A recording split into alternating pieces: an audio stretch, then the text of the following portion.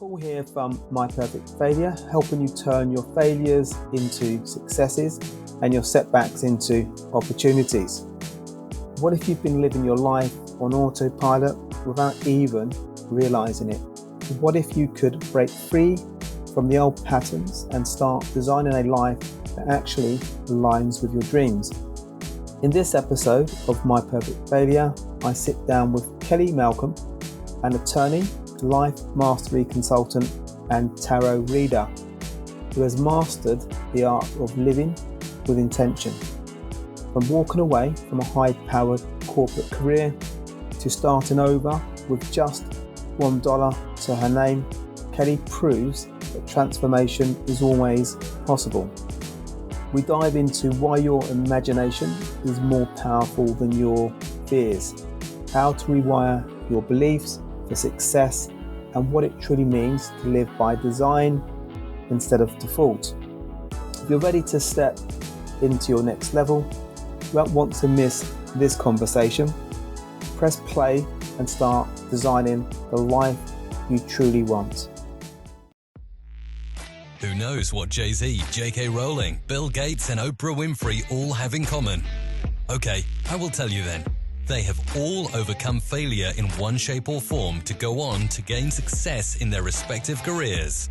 Welcome to My Perfect Failure. Join us as we delve into the world of our perfect failures. We will interview, explore, and discuss how our perfect failures can lead us to success. Join us and tune in. Welcome everybody to another episode of My Perfect Failure. Today, I'm super excited because I have another amazing guest for you. So our guest today is the founder of How to Live Life Fully, which helps people navigate life challenges through holistic life coaching and tarot wisdom.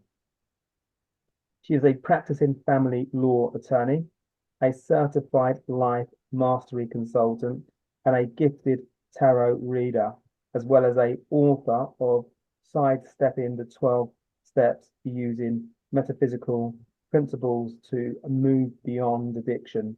So a very warm welcome to My Perfect Failure, Kelli Malcolm. How you doing, Kelli? I'm doing well, Paul. How are you doing? I'm very well, very well. Excited to have a conversation with you today. And just reading through, kind of common, I say this a lot, when I read through people's bios, I'm always astounded to all the numerous things that people do.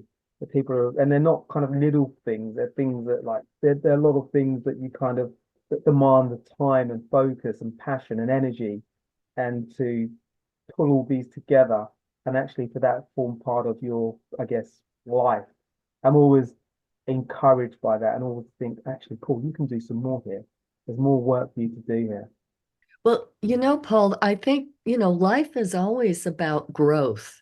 If you look at nature and you look at plants, if they're not growing, they're not expanding, they're not reaching, for light, they're dying, And so in life, I think you have a choice. You can either choose to grow or choose to close up and kind of wither.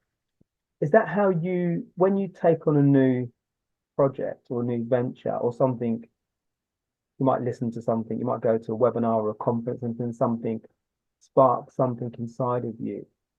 Do you lean into the excitement, the growth, the new opportunity to develop and to learn something else to be more impactful? Yeah, I do. I lean in towards things that are new because in my view, we have so many years of life and we can either live the same year of life over and over again, or we can live like 90 years of life. Yeah. So how you live it to the fullest is you keep on your growing edge. You keep pushing yourself to say, well, what about this? And it can be anything from places you'd like to go and visit and travel rather than watching it, on videos or reading books about it. There's something about having that personal experience, firsthand knowledge. And a lot of experiences, that you may enjoy or you may think you're going to enjoy, you find out you don't. But at the same time, you've learned a little bit more about yourself. And so to me, I just think we as spiritual beings, there's no depth to our nature. We are infinite. So there's no way that you can't keep knowing and growing and learning and getting better. I love that. And it interests me as well that what you said at the start around it's very easy to do the same thing all the time, have that habit where we are on that treadmill where habit sets in and Yeah. every day can be pretty much the same day in terms of what we do, the habits we have. Yeah, I think it'd be lovely for all of us to harness that ability where we are quite happy or curious or intrigued, just have that habit of if something else maybe takes our fancy or we have some element of curiosity that we just Mhm. do it and explore it because I think it can be very easy maybe to not have that varied life where we get to hopefully we all get to nice ages like 90 where we've fully explored the different things that have taken our interest over the years. Exactly. And, if you think about it, when we're born and you look at little kids or babies, they're constantly exploring. Mm. They're Yeah, absolutely. constantly, curious about everything. And somehow I believe we become indoctrinated and people try and put us into a box, and put labels on us so that they can define us. Or another way of looking at it is they can control us. And I've Yeah, always been somebody that has been anti-labels, and they don't explain who you are. yeah, that's brilliant because I think it's very easy, particularly as we get older. Like, I think it's Robert Greene in his book Mastery. I think he calls it dimensional mindset. So it's the Yeah. idea that when we're kids, to your point, very curious, Mhm. we're adults, we get, I guess we have more rationale, we have more perspective, but we kind of lose that curiosity. We lose that instinct to just do things because we maybe become more, I guess, more fixed.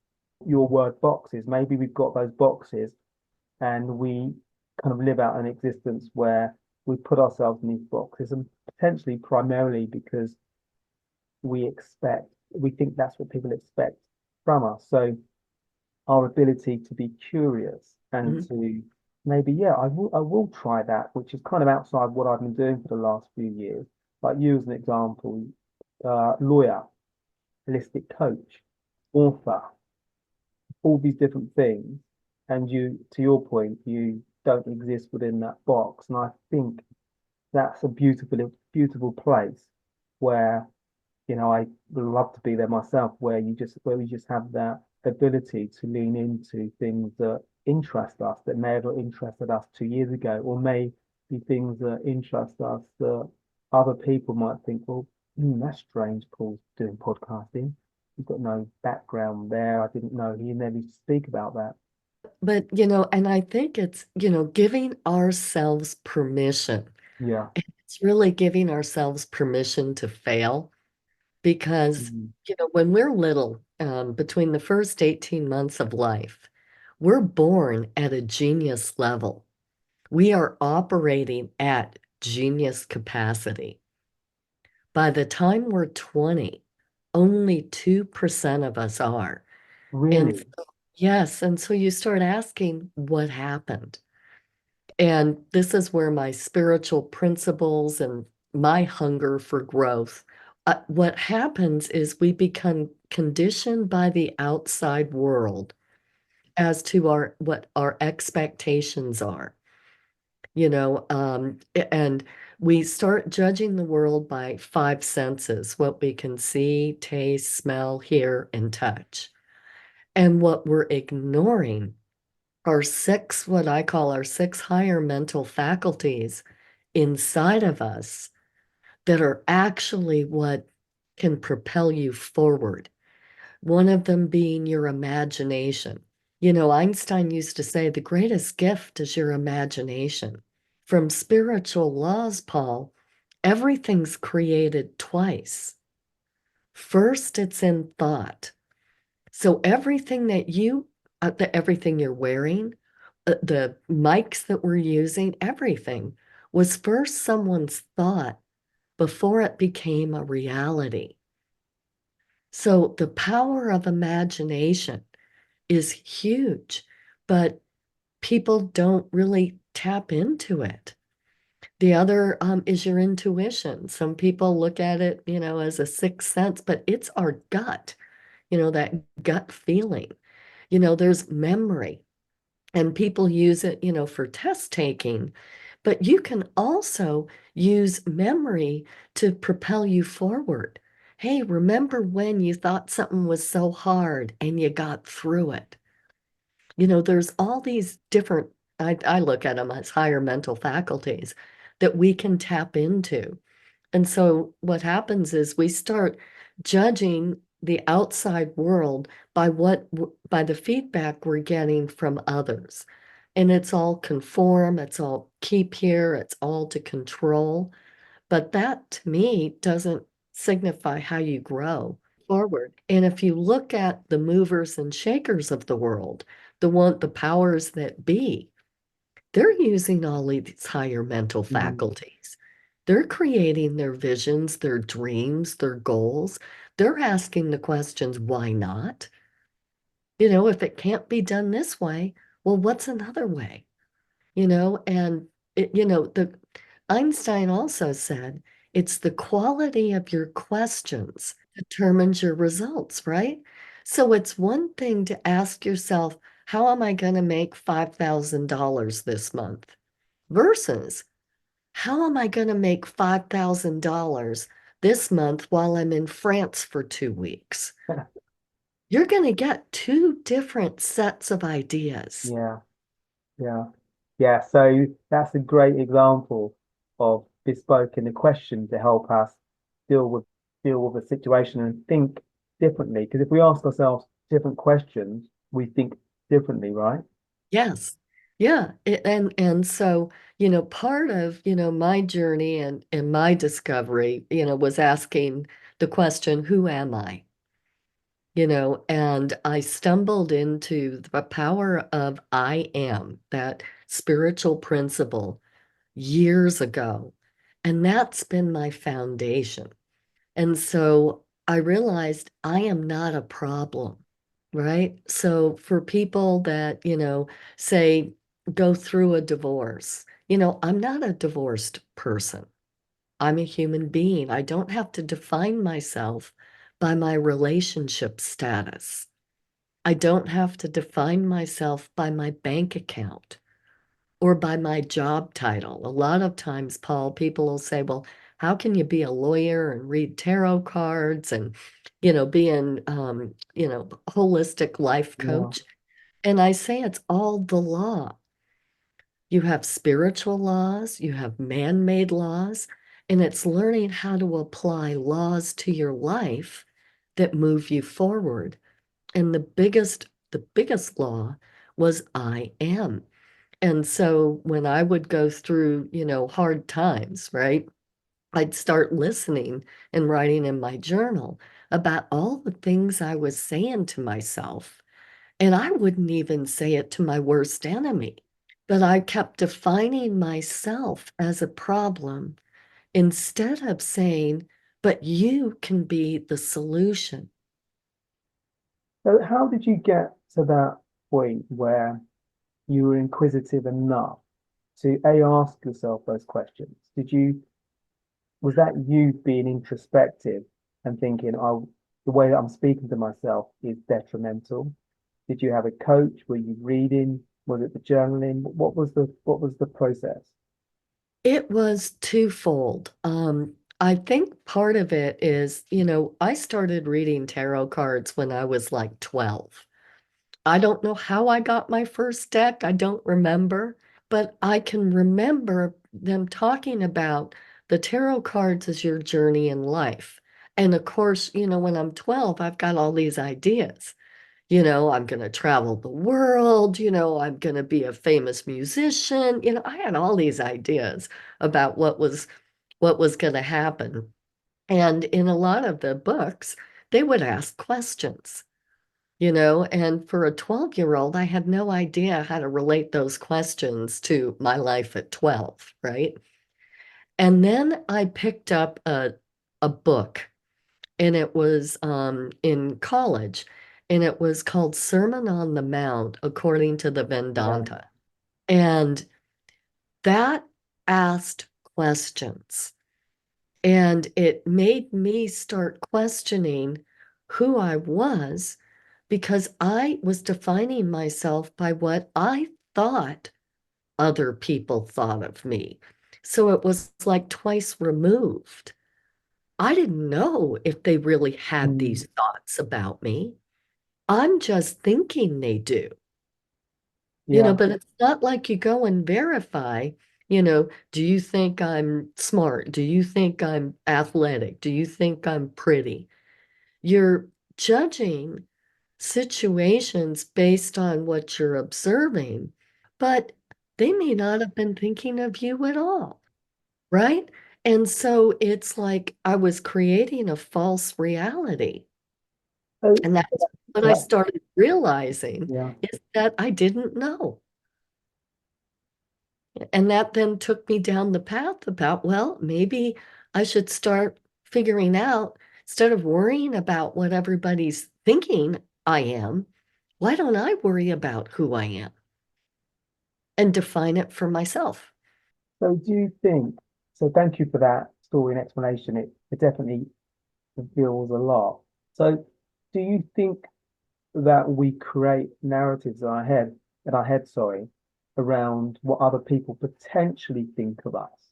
And we create a false Absolutely. narrative that isn't helpful. And if we don't pick up, we don't deal with this, essentially, we Yes, can go through a life where we confine ourselves into this narrow version of who we could be. I do. And that is reinforced by all my law clients and my divorce clients who come in with stories, and they think their spouse or their family or their in-laws have these views of them. But yet, when you start teasing it out, it's not really accurate. Or what happens is sometimes they think those things and they start behaving that way. Yeah, So what they're wow. doing is they're feeding the wrong version of themselves. So And I think marriage counselors probably help people tease that out to say that's not what they're saying. They're not saying you're wrong. They just have a different mm, viewpoint, and perspective, Paul, is another one of those higher mental faculties that I use an awful lot, in terms of this is how I'm seeing how Kelli sees the situation. But if I'm trying to solve a problem, it might be, well, how would Abraham Lincoln view this? What would his approach be? What would, say, Russell Brand's approach be to this, mm. right? You get different perspectives because of who people are. How do we get to? I listened to something a while ago. There's an American rapper called J. Cole. He talks about so when he meditates, that's just kind of like an important sacred time for him because it's the one time where he can shut out all the thoughts that he picks up from maybe going on social media, Mhm. listening to the radio, listening to the news, reading newspapers, all these things, because he's not sure at those times that his thoughts are actually his own thoughts. So his time for meditation is when he has those moments where he thinks that, yeah, I can really Yeah, think with clarity and really tap into my own space and feelings. The reason I mention that is because I'm curious around how we get to the point as individuals where we can ask the better questions as me. as opposed to as maybe what our work colleagues or our friends or people we hear on the street, where maybe the questions are more influenced by people around us. It is, and that kind of sometimes gets into the whole topic of consciousness. You Okay. know, it's a popular topic. And with meditation, it's, you can observe thoughts. And many times what we think are our thoughts, they're not. They're other people's thoughts. They're things that we accept, let me back up a bit. As a child, between the ages of 0 to 6, you really don't have the ability to reject thoughts. Everything that comes in, you accept as true. So there's a whole wiring or a whole programming system that's running in every one of us that was influenced when we were little as to how things work, how people work, how the world works, right? And so we have that programming. And then when we have events, major events in our life, whether they're positive or negative, a lot of those have huge emotional impacts. And what we think around those events also becomes part of what I call our programming or wiring. So that many times we think these are our thoughts, but they're not. And to give you an example, if you've grown up in a household where you weren't rich, you looked at rich people as they might be mean or they're unhappy. As a kid, you might start associating riches with unhappiness. And I don't want to be rich because I don't want to be unhappy. Whereas those ideas aren't true. And yet we've got this programming inside of our system, inside ourselves that is going to reject the idea of pursuing wealth because of what we've, thought about when we were little, and how we got programmed. I'm sorry, I got my cat in the background there. Okay. That, that's so interesting and insightful. So if we have those moments where, say as an example, that we associate richness or being rich with maybe be unhappy or maybe not nice people, how Mhm. do we mitigate that from compromising our beliefs around money and being happy? Yeah, I think, say, take that example. I think you have to, and people talk about it all the time, examine your views about money.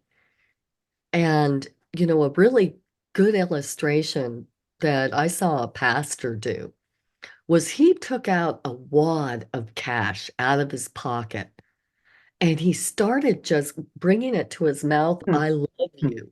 And the whole audience revolted, you know? And he said, if, that just goes to show you what your reaction is to money. If you had a strong negative view of what I just did. He said, then you have a strong aversion towards loving money. And he said, what is money? It's a medium of exchange. All it is a vehicle for you to obtain things that you'd like. Yeah, So by having that aversion, it's like what underneath that. So you have to start teasing it out, and that you'll hear people say money doesn't buy happiness. That's very true. But how does that person define happiness for themselves? For some people, it's, I just want a little house on the prairie and I'll be happy. For others, give me a houseboat. For others, I want to travel. For somebody else, happiness is I just want a loving relationship. So, and it has nothing to do with money. So where you first begin is, I think it's hard for us to realize where our biases are, uh, because we don't like to do what's known as self-reflection. We don't like to sit down with ourselves. We'll busy ourselves with everything but figuring out our core key values and values then will determine, your views on people, relationships, because your values are going to determine your direction. Like Okay. I value freedom, right? Yeah. I value curiosity. I value growth. So there's certain values that people have, and that when you know what your core values are, then you can make decisions to say, does this align with who I'm trying to be as an authentic human being? So just in relation to values, and say for people that are watching now that are thinking this resonates with them, and maybe they find it tricky to zero in on what their values are. Because Mhm. maybe they're mixed up with other people, or maybe they're mixed up with their husbands, or mixed up with their work colleagues, or mixed up with the social media that they follow. Is intuition important? How do we go about the process of maybe first defining what our values might be? One of the first places to start, because this is where I started, because I Okay. hadn't a clue, right? I started Googling what are values and came up, and kept gathering lists of about 40 different values. My list has about 40 of them. It can be humor, can be adventure, it can be honesty. I think a lot of business organizations, have their corporate values and they come from a list. How do you figure out which ones are yours? Well, I started looking at the people that I really admired. Say like my Okay. dad, my Yeah. dad's what is my hero. I was like, what if I had to define my dad and pick 5 values that define who he is? What are they? And that's where I started seeing that the people that I admired or somebody I aspired to be seemed to have the same core Mhm. traits. Okay, So that makes sense. that's one way, to go and do it. And then you start trying it on, and I think values can kind of develop over time. Mhm. I think, during certain phases of our life, some can be more important than others. And so I think you need to be a little bit flexible, in terms of not be, you shouldn't be afraid to add a new value in Mhm. if it's something that's resonating with you, right? Yeah, absolutely. So, what's incredibly interesting about you? Obviously, you've been on a journey. We'd love to capture some of that in a second. But I'm just interested around you're a lawyer, Mhm. a holistic coach. You do stuff around metaphysical. There's stuff around tarot reading. So, does that all come together when maybe you're practicing as a lawyer, as you're doing some of the other things that you're doing, or are they separate entities? Well, from a business perspective, they need to be separate entities just Okay. because of how to run a law Yeah. practice and things. But for me as a person, it's all the same thing. I'm using all the same tools. Mm. Okay. Um, uh, for a good lawyer asks questions, right? A good lawyer knows how to see things from different perspectives. How is the judge going to view something? How is a juror going to take it? What what's opposing counsel? What's their arguments going to be? So, you see things from all different perspectives. The biggest part about it is looking at spiritual principles in terms of how to be successful. I mentioned at the beginning the principle of I am, who you say you are. Another huge spiritual principle, and people have heard it, it's what comes around goes around, give and take, but it's this idea of reciprocity. And what you put out, you're going to get back in. So if you want, like in practicing law, if you want more clients, if you want a good reputation, you're going to give and you're going to give out of your heart. It's going to be a heart-centered thing. You're not giving so that you can get fees and all this kind of stuff. Those guys end up with a really bad reputation and don't last very long. You're giving because you really want to help and you've got some skill sets that others need at that point in time. Likewise with the life coaching. If somebody's going through challenges, whether it's, marital issues, whether it's they lost their job and oh my gosh, I don't know what to do, any of those type of things, then you start using this law of reciprocity. And that's what I did. You don't wish ill on the people that you feel have harmed you, because that's only going to come back. That's energy. You start saying, what good can I do? What step can I take? And it doesn't sounds counterproductive to what most people do, but believe me, it works. Can I do today that one stops me thinking about my problem? So when you help somebody else out, you get better. So you start putting good out, and it can be lots of different things. I'll give you an example. I had a client and they were really stuck in the why is this happening to me over and over again. And we were working on what I call the results formula. And I said, what's one thing that really bothers you? And they said, well, I hate all the trash around my apartment. And I'm like, well, what would stop you from going outside and picking up the trash and doing something good? Nothing. Well, by doing that, what it did was it put a break into their thinking. So they stopped thinking about why me. They started thinking about how they're doing good and doing good for others. By opening up to that positive energy, other ideas started flowing in about how they might be able to change their circumstances, to move beyond. And all of a sudden, an idea came, and this is how spirit works. Well, gee, I do know somebody that's in the real estate business. They called the friend.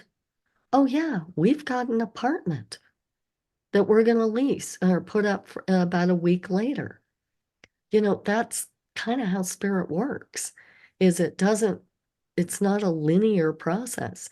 It's you give a little bit of yourself to benefit others, leave somebody else better off than how you found them.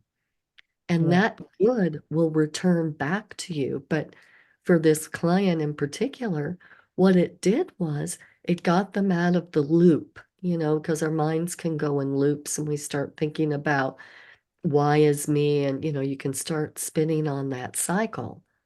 It broke that, got them doing something positive, right? But by doing that, it tapped them into their intuition. And all of a sudden, a person that they hadn't thought of in a year popped onto their screen, give them a call, they do, and solution. Yeah. It's a totally different way of thinking because, and also it appears to me that it removes a lot of that negative and unhelpful thoughts and energy that Yeah. clearly is going to be counterproductive and not really help us achieve Mhm. and almost handicaps us, sorry, just in terms of opportunity, Mhm. positive outlooks to difficult situations that we might feel are insurmountable, or we might feel that there's not even any point of thinking differently. It almost enables us, it feels to me, gives Mhm. us that, just makes us happier that we can view a situation slightly differently.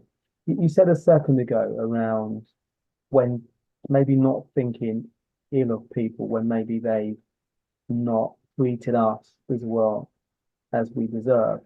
The reason I mention that because we spoke before we hit the record button. You had a challenging situation within, I guess, your marriage, and did that impact? Has that impacted who you are today, going into law, practicing law as a divorce attorney? Has that situation really impacted who you are today, and maybe what you would do in the future? It's interesting because I knew that principle of reciprocity when, I did have my challenging situation. I thought I was married. And this was way before the days of the internet, right? We had a 7-month-old baby. I come home from work because he was a music promoter, so he didn't work. And he was having an affair with the nanny. So I left and I had a penny. And I ended up on somebody's couch, and people were saying, "Oh, you should get really mad at him." And I was like, "No, no, no, because I don't want that energy coming back on me." Really? You Oh, thought yeah. that even then? Even then, because I knew that principle. I only knew two, Paul. I now know a lot more, but back then I only knew I am and that principle that I didn't want to have any of those bad thoughts that you could have being directed back at me. Now, that's actually a selfish thought, if you really examine it down the road. But I was thinking Yeah. that. Yeah, but it helps, doesn't it? It really But it helps. did help, yes. And so what's so interesting, and then, when I go and try and get divorced, I find out he's got a wife in Virginia. So it was like, I wasn't even married, right? So you talk about, who am I? Well, I guess I'm never been married. It's just one of those things. And with my clients, what I'll do a lot of times is when they start getting on to the pity parties, and trying to come into a victim role, I'll start sharing some of the stories that I have of my own self. Yeah. I don't tell them it's me, but I'll say, "How would you like to find out?" "Oh, that would be horrible." I said, "Well, see, you don't Mm. have to worry about that. So things can be better, you know? So I'll use that, but I think, Jesus talked about forgiveness, and so many other traditions mention forgiveness. And I think underlying that, those this reciprocity, spiritual law is the idea, and it's huge. You have to be able to forgive yourself, and you've got to be able to forgive others. Mm. Otherwise, you have trapped energy. And I guess when I'm thinking around that, and I love the principle, and I'm thinking around again, I always think about people that are watching because what's important for me is that I want people to be able to learn, have hope, Yeah. and have a better idea after they listen to wonderful guests like you around how they can maybe use some of these insights. Clearly, get your book, engage with you. But would you have any advice for somebody listening now that maybe they're in a difficult moment? It could be a divorce, it could be a relationship issue, and their instinct is to maybe think about pity Yeah. themselves. Why me?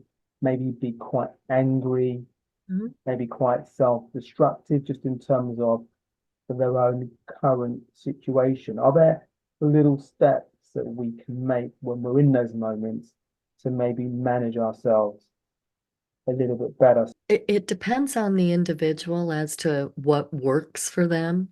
A lot of times, you'll see so many things, they say hit pause.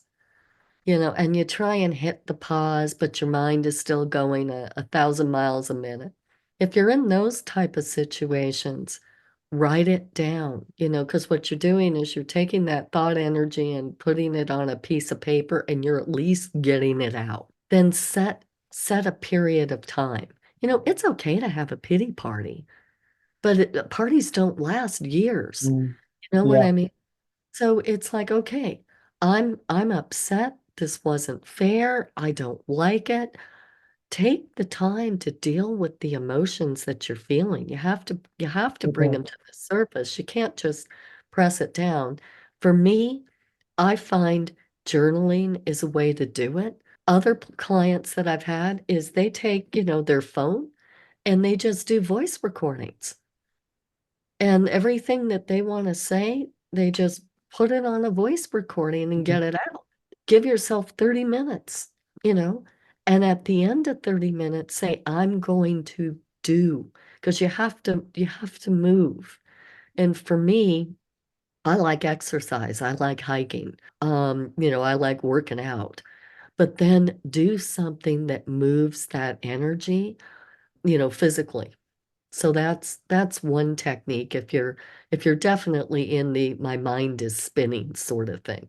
Then the other thing that you can do is people call them to-do lists. That's what they used to be called in the old days, right? Start thinking about one thing that would make it better, right? What's one thing that I can do that can move me in the direction of where I want to go? And that's what I Yeah, did with the person with the trash. It could be I haven't been to the grocery store in a week. I could at least go to the store, right? Do one thing that's going to move you forward in the direction you need to go. yeah, And make a commitment that you're going to do that by X amount of time. If somebody's in a bad relationship, right? Okay, I keep talking about I'm going to talk to a counselor, I'm going to talk to a marriage thing, I'm going to talk to a coach. Make a commitment that I'm going to find 3 names by Friday and schedule calls. Just, and it's small little acts, Paul, that when we build upon those acts become great results. When I left the marriage, I didn't have a vehicle. And so my biggest thing was I needed a car. So, and it was like, well, I couldn't afford loans and car loans with a 7-month-old child. It was just no way. But it was like, well, what could I do? Well, I could let people know, hey, if you know somebody selling a car, yeah, and so it's a matter of it's those little steps. And when we're depressed and we're upset, sometimes even taking showers can feel like a big step forward, because you just don't want to get up and move. And it's that physical movement that helps you get going. yeah, totally. And I think I like the idea as well around those little steps because I think invariably when we're in a difficult moment, we want the solution now, which really means big steps, insurmountable steps at that time, not an insurmountable long term, but if we want to have fix immediately with the click of the fingers almost, then we're clearly going to be disappointed because we need to go through, to your point, those little steps, give ourselves those reward, make it manageable, make it digestible, so we can go from one day to the next. It's like actually, I'm gonna steal your phrase. Before we hit the record button, I think you mentioned the term breadcrumbs, so we can just follow the breadcrumbs, so we can, I guess, as the interval over a period of time, and then we can look back and we can see how those breadcrumbs have really come to the fore, and from a difficult moment or a difficult situation, we've really made advancement, but we've gone through a process. And that's it. I think to me, most people want to know the how. Mm. And here's my experience is that you can live your life one of two ways. You can live your life by default, or you can live your life by design. And what I mean by people that live their life by default are those that just take things as it comes, stay in their comfort zone. And these are the same people, Paul, that can spend more time planning a weekend getaway than they plan living their life, which is such a gift. Is that Where, escapism? Is it when we, sorry to interject, when we, I don't know whether it's conscious or unconsciousness that where we do that, because at the back of our mind, maybe we know that there's things we need to do, but then we can spend an inordinate amount of time planning a holiday. yeah, and which tells you you can plan, right? Because you planned your holiday. Whereas the people that I've noticed are super successful in life, my dad was a great example, lived their life by design.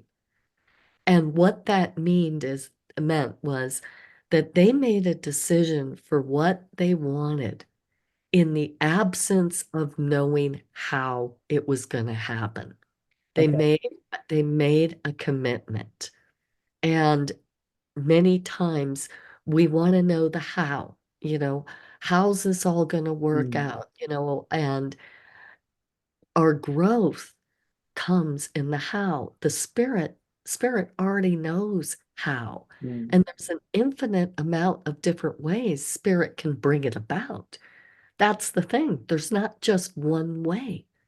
And we're trying to put Spirit into a box, and Spirit doesn't work that way. Just a question around that. So I'm thinking again, I was thinking people listening that maybe, or maybe even me, that you want to evolve, but maybe we feel that maybe our inner circle find even we find it a stretch because we're going through a process. We have to maybe journal, or maybe we have to go for long walks to get ourselves in a zone where we trust ourselves to begin the process.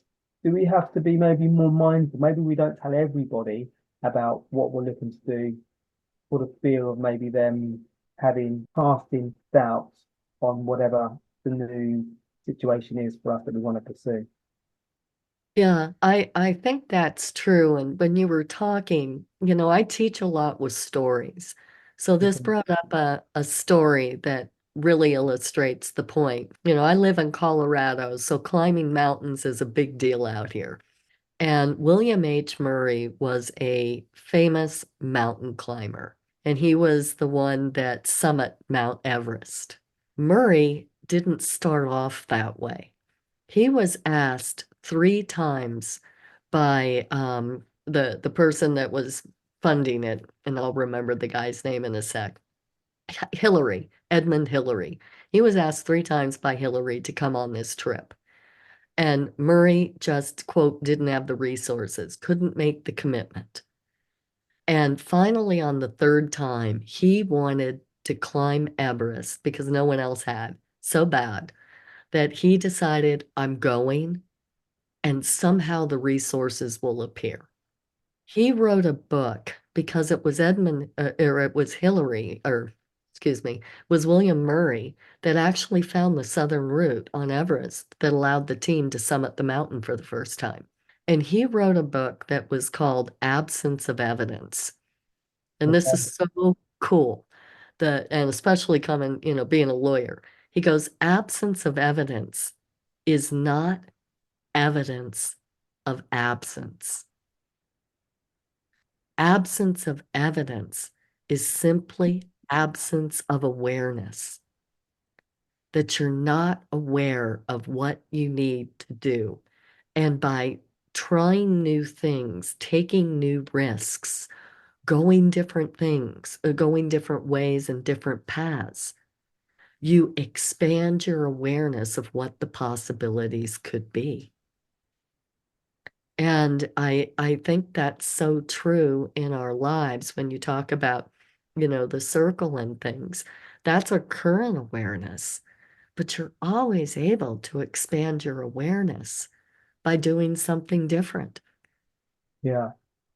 Do you enjoy, I get the feeling listening to you that you're very curious. And do you enjoy being curious and asking questions and maybe almost like a puzzle where there is a situation, maybe enjoy is not the right word, but maybe it's taking on the challenge because there's always a solution, there's always a way, there's always a different way of approaching the situation. Maybe there's an unhelpful way Mhm.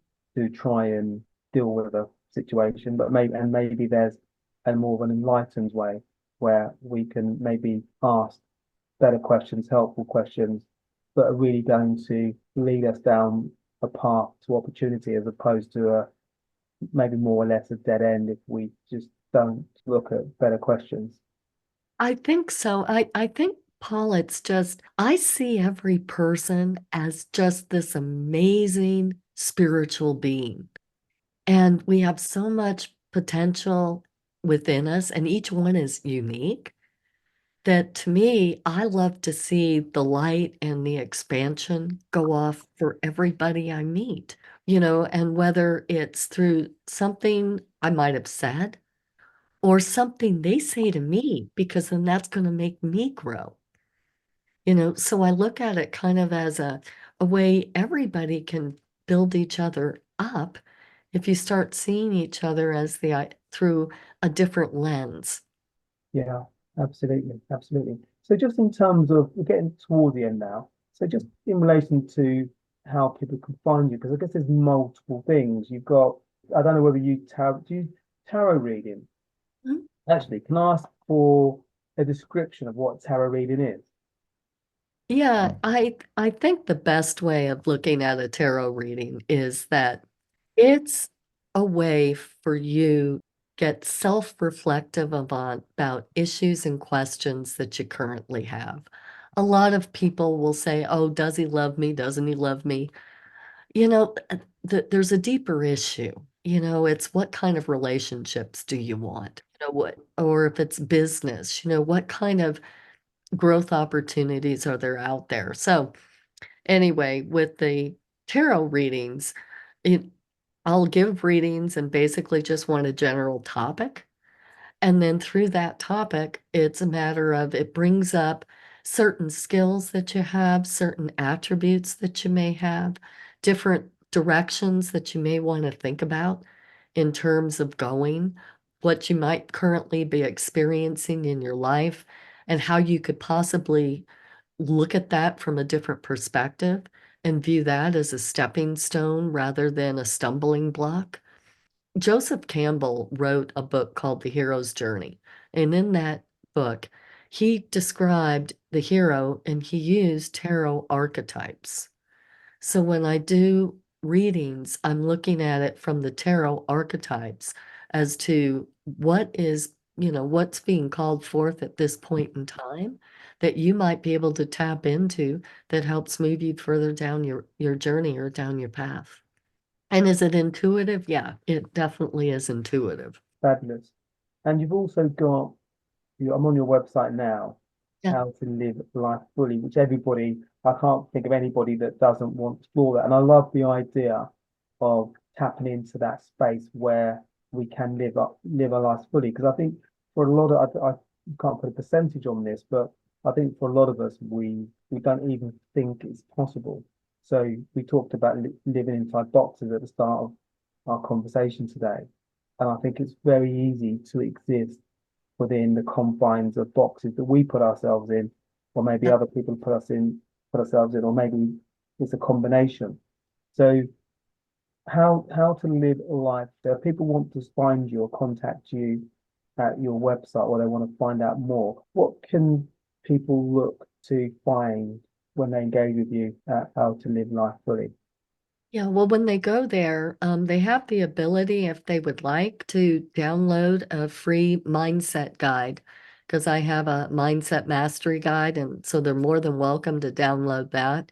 Then they can book a free strategy session, and it's about 30-40 minutes with me where we kind of take a look at where you are, where you'd like to go, and what path. What does the Mm. path look like for you to get from point A to point B? So I offer, strategy sessions to people. There's an awful lot of blog articles on my website that can be very helpful for people to kind of, if they're not sure and gee, I don't know if I want to be on a mailing list, and all of that kind of stuff.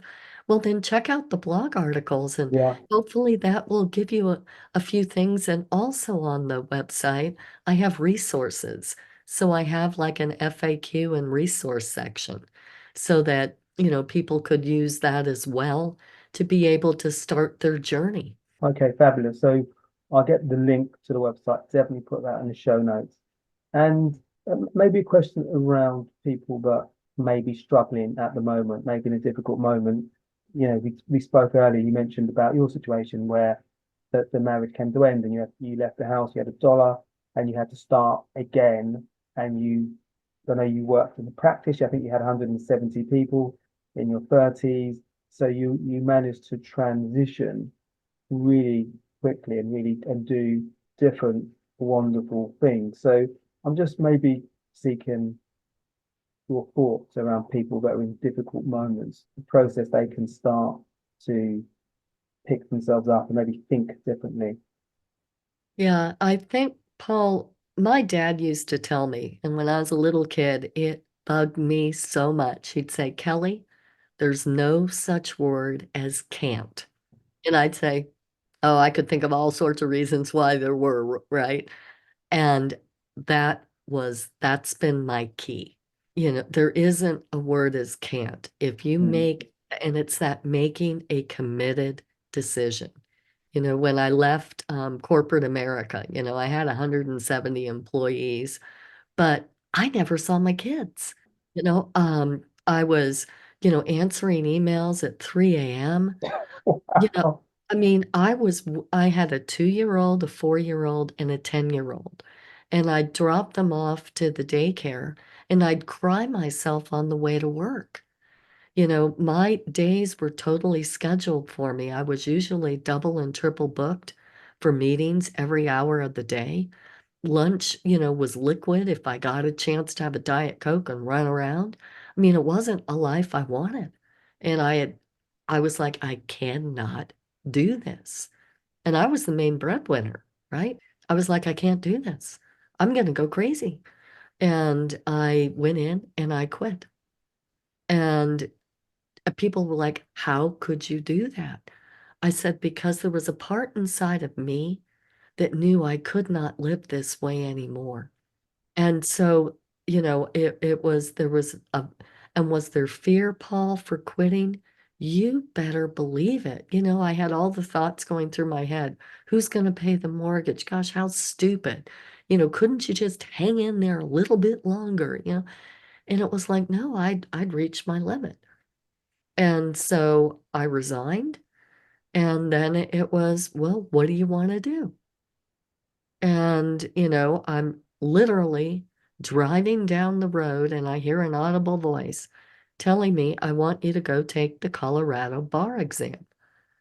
And I started laughing and I said, I'll take the exam if you give me the answers because it'd been 17 years There's 17 years gap between, between, take going to law yeah. school, getting licensed in New York and being in Colorado. I mean, I was like, come on, that's not even realistic. But I said, okay, fine. You want me to sign up? I'll go ahead and do this process. And granted, I studied, right? But when I opened up the bar exam, the first essay question was on stuff I'd already handled. And the next one, and the next question, so Spirit gave me all the answers. Mm. I had to be willing to make that decision to go do. So yeah, that's Fascinating. Fascinating. So I've got two more questions, if I may. So, metaphysical. Can you explain what metaphysical is for me? yeah, I think it's a fancy word for saying spiritual laws. Okay. Metaphysical is beyond what you can see with your senses. So that's why, I mentioned the 6 higher mental faculties. We all know that we have imagination, we can use perspective, we have reason, but it's not things that we use our senses Mm. for. And metaphysical laws are the same thing. They exist Yeah. when you see them in action, but it's using them to your advantage because most of the time we use them to our disadvantage. Okay. So, yeah. So there's a unique opportunity there once Yeah. we understand that to use these thoughts and ideas to our as an opportunity.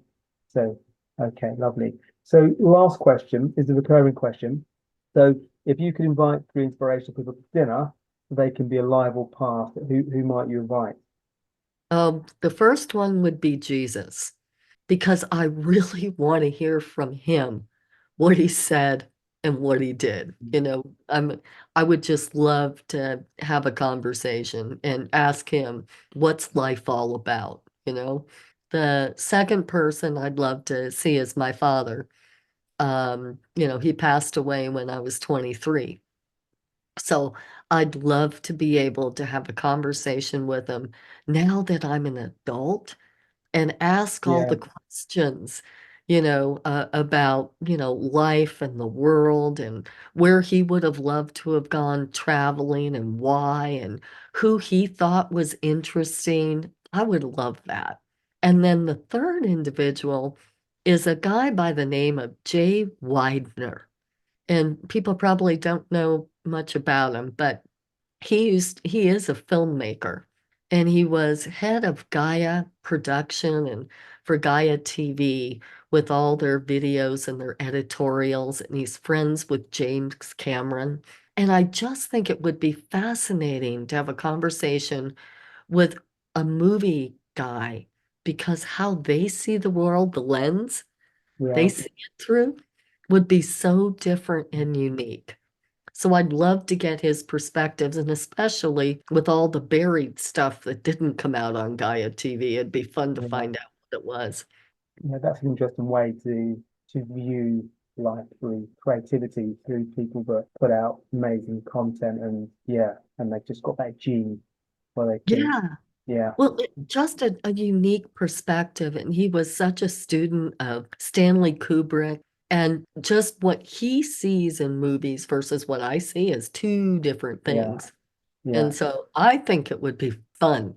yeah. No, that would be a wonderful dinner. Very interesting.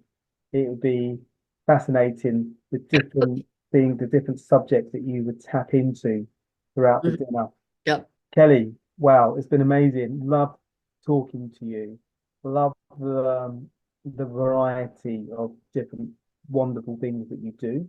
And your journey is incredibly inspirational. What you've done, where you've been, the different way of thinking, the different way that we can think. It's yeah, really inspirational. So thanks for your time today. Oh, thank you so much, Paul, for having me. And I hope this helps your audience out. Well, I'm emphatically sure it will. It's definitely helped me. So thank you. And thank you, everybody, for tuning in to this episode of My Perfect Failure. Always looking to grow the show. So if you're watching on YouTube, please do hit the subscribe button and your feedback is most welcome. So we're keen to hear about the things you like and equally the things you don't like. So you can find me at paul@myperfectfailure.com or you can find me via the contact page on the website. So take care for now. Bye. Thanks for listening to My Perfect Failure podcast. Be sure to visit www.myperfectfailure.com to join the conversation. Subscribe to our podcast on iTunes or Google Play. Look out for our next episode.